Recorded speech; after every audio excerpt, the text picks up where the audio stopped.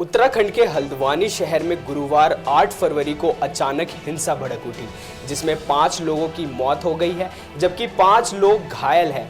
दरअसल जिला प्रशासन नजूल भूमि पर कथित तौर पर अवैध रूप से बनी एक मस्जिद और मदरसे को ध्वस्त करने पहुंची थी। इसके विरोध में स्थानीय समुदाय के लोगों ने पुलिस पर पथराव, फायरिंग, पेट्रोल बम समेत कई तरह से हमला किया, जिसके बाद से सवाल उठ रहे हैं कि नजूल भूमि क्या है।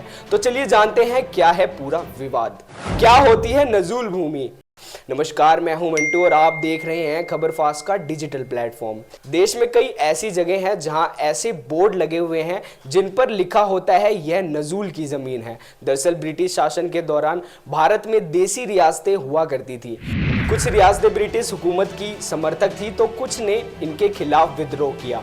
ब्रिटिश फौज और विद्रोह करने वाली रियासतों के बीच कई लड़ाइयां हुई। युद्ध में जो राजा और विद्रोही हार जाता, अंग्रेज अक्सर उनसे उनकी जमीन छीन लेते थे। 1947 में जब भारत आज़ाद हुआ तो अंग्रेजों ने ये ज़मीनें खाली कर दी, लेकिन उस वक्त राजाओं और राजघरानों के पास इन ज़मीनों के पास अपना पूर्व स्वामित्व साबित करने के लिए दस्तावेज नहीं थे। ऐसे में सरकार ने इन ज़मीनों को नजूल भूमि के रूप में चिन्हित कर दिया।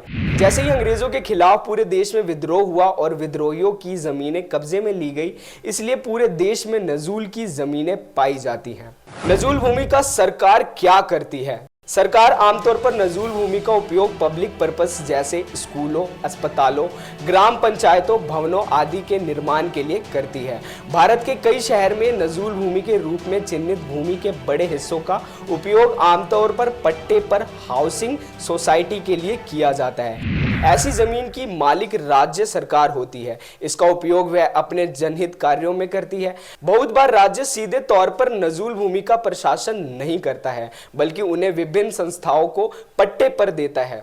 क्या हल्द्वानी की जमीन नजूल थी? हल्द्वानी जिला प्रशासन के अनुसार जिस जमीन पर मस्जिद और मदरसा बना है वह नगर परिषद में नजूल भूमि के रूप में रजिस्टर्ड है। तो वहीं प्रशासन का कहना है कि पिछले 15 से 20 दिनों से सड़कों को जाम से मुक्त कराने के लिए अवैध संपत्तियों को तोड़ने का अभियान चल रहा है। इसी क्रम में मस्जिद और मदरसा संचालकों को 30 जनवरी को नोटिस देकर लैंड ऑनरशिप के दस्तावेज उपलब्ध कराने और 3 दिनों के भीतर अतिक्रमण हटाने को कहा गया था। वीडियो में दी गई जानकारी कैसी लगी हमें कमेंट कर जरूर बताएं। अभी के लिए बस इतना ही। देश दुनिया की तमाम खबरों के लिए देखते रहें खबर फास्ट का डिजिटल प्लेटफॉर्म।